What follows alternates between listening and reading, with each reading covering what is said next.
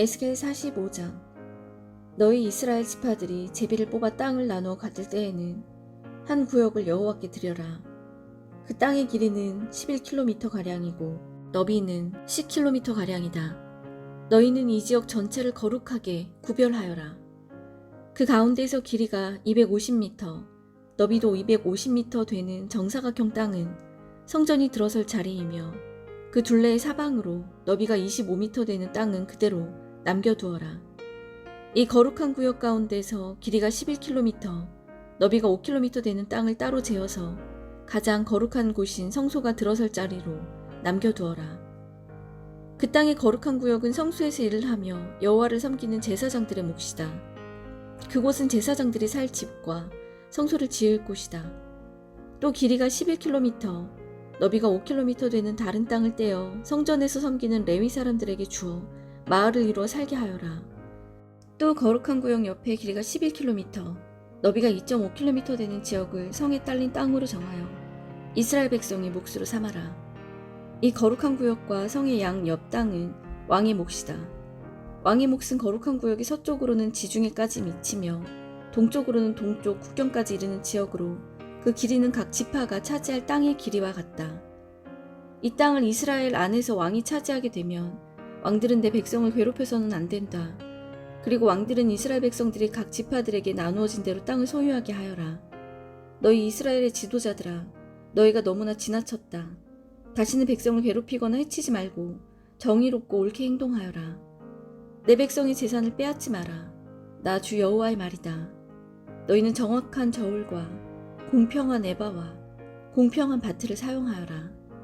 마른 것을 재는 에바와 액체를 재는 바트는 그 용량이 같아야 한다. 1호멜은 10에바이며 10바트이다. 호멜은 양쪽이 표준이 되어야 한다. 1세겔은 20게라이고 1만에는 60세겔이다. 너희가 바쳐야 할 예물은 다음과 같다. 밀은 1호멜 수확의 6분의 1 에바를 바치고 보리도 1호멜 수확의 6분의 1 에바를 바쳐라. 기름은 1고루 수확의 10분의 1 바트를 바쳐라. 10바트는 1호멜이며 1고루이다. 또 이스라엘의 푸른 초장에서 자라는 양떼 200마리 가운데서 한 마리를 잡아라. 이런 것들은 백성들의 죄를 씻기 위해 드리는 곡식 제물과 태워드리는 제물인 번제물과 화목 제물을 바칠 때에 사용하게 될 것이다. 나 주 여호와의 말이다. 이 땅의 모든 백성은 이 예물을 이스라엘 왕에게 주어라.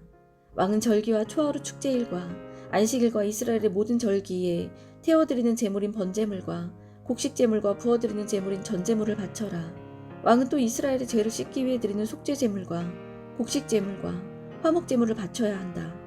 첫째 달 초하루에는 흠없는 수송아지 한 마리를 잡아서 성소를 깨끗하게 하는 데 사용하여라.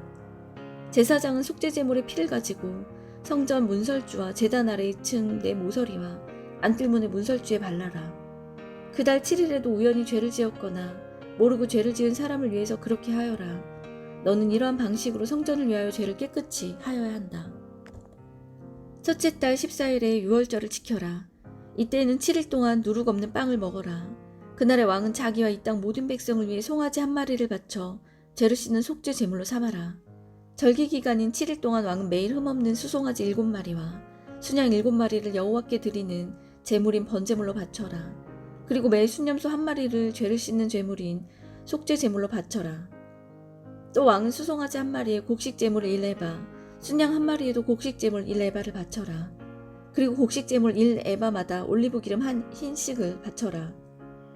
일곱째 달 15일부터는 장막절을 지켜라. 이 절기에도 왕은 똑같이 7일 동안 속죄 제물과 번제물과 곡식 제물과 올리브 기름을 바쳐야 한다. 46장. 나 주 여호와가 이렇게 말한다. 동쪽을 향하고 있는 안쪽 정원의 문은 일하는 6일 동안은 닫아두었다가 안식일과 초하루 축제일에는 열어라. 왕은 바깥 통로를 지나 현관으로 들어와서 문기둥 곁에 서 있고 제사장은 왕을 대신하여 태워드리는 제물인 번제물과 화목제물을 바쳐라. 왕은 그동안 문 입구에서 경배한 후 밖에 나갈 것이며 문은 저녁까지 닫지 마라. 이 땅 백성도 안식일과 초하루 축제일에 문 입구에 서서 여호와 앞에 경배하여라. 안식일에 왕이 여호와께 바쳐야 할 번제물은 흠없는 어린 양 6마리와 흠없는 순양 1마리이다. 순양 1마리와 함께 드리는 곡식 제물의 양은 1에바이다. 하지만 어린 양들과 함께 드리는 곡식 제물은 그가 원하는 만큼 바칠 수 있다. 그리고 이 경우 곡식 1에바를 바칠 때마다 올리브 기름 1흰도 함께 바쳐라. 초하루 축제일에는 모두 흠없는 수송아지 1마리와 흠없는 어린 양 6마리와 흠없는 순양 1마리를 바쳐라. 수송아지 1마리와 함께 드리는 곡식 제물의 양은 1에바이다. 순양 1마리의 경우도 마찬가지이다. 하지만 어린 양을 드릴 경우 곡식 제물의 양은 그가 원하는 만큼 바칠 수 있다. 그리고 이 경우 곡식 1에바를 바칠 때마다 올리브 기름 1흰도 함께 바쳐라.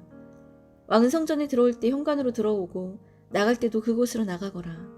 이 땅 백성이 절기를 맞아 여호와 앞에 나올 때 북쪽 문으로 들어온 사람은 남쪽 문으로 나가고 남쪽 문으로 들어온 사람은 북쪽 문으로 나가거라. 누구든지 같은 문으로 들어와서 같은 문으로 나가면 안 되고 반드시 들어온 문과 반대되는 쪽으로 나가야 한다. 왕은 백성들과 함께 들어왔다가 그들과 함께 나가거라. 절기들과 특별한 날들에는 밀가루에 에바를 곡식 제물로 바치되 수송아지 1마리와 함께 바쳐라. 그리고 순양 1마리에도 밀가루 1에바를 곁들여 바쳐라. 하지만 어린 양을 드릴 때는 드리고 싶은 만큼 곡식 제물을 바칠 수 있다. 곡식 1에바를 바칠 때마다 올리브 기름 1흰도 함께 바쳐라. 왕이 여호와께 번제물이나 화목제물을 바치고자 할 때에는 왕을 위해 동쪽 문을 열어놓아야 한다. 왕은 안식일에 하듯이 번제물과 화목제물을 바치고 나갈 것이며 왕이 나가면 문을 닫아야 한다. 너희는 매일 아침마다 1년 된 흠없는 어린 양을 여호와께 태워드리는 번제물로 바쳐라. 또 아침마다 곡식 제물과 함께 어린 양을 바쳐라. 어린 양을 바칠 때에는 밀가루 6분의 1 에바와 기름 3분의 1 흰을 함께 바쳐라. 이것이 여호와께 바칠 곡식 제물이며 지금부터 영원히 지켜야 할 규정이다. 그러므로 제사장은 언제나 이와 같이 어린 양과 곡식 제물과 올리브 기름을 번제물로 바쳐라. 왕이 자기 아들에게 땅을 선물로 주면 그 땅은 그 아들의 자손의 것이 되어 그들 가족의 재산이 될 것이다. 그러나 왕이 자기 종에게 땅을 선물로 주면 그 땅은 자유의 해까지만 그 종의 것이 되고 그 뒤에는 다시 왕의 것이 된다. 왕의 땅은 오직 왕의 아들에게만 주어진다. 왕은 백성의 땅을 빼앗고 그들을 쫓아내서는 안 된다. 왕이 자기 아들에게 땅을 줄 때에는 자기 땅의 가운데서만 주어라. 그리하여 내 백성이 자기 땅에서 쫓겨나는 일이 없어야 한다. 그때 그 사람이 나를 데리고 문 곁에 있는 통로를 지나 제사장들이 사용하는 거룩한 방으로 들어갔는데 그 방은 북쪽을 향해 있었다. 그곳에서 그는 내게 서쪽 끝에 있는 한 곳을 보여주었다. 그 사람이 내게 말했다. 이곳은 제사장이 허물을 씻는 제물인 속건 제물과 죄를 씻는 제물인 속죄 제물을 삶고 곡식 제물을 굽는 곳이다. 이곳에서 삶으면 제사장이 그 제물들을 바깥들로 가져나갈 필요가 없어지고 따라서 백성은 다치지 않게 된다. 그런 후에 그 사람은 나를 데리고 바깥들로 나가서 뜰 내 모퉁이를 돌았다. 뜰 모퉁이마다 작은 뜰이 있었다.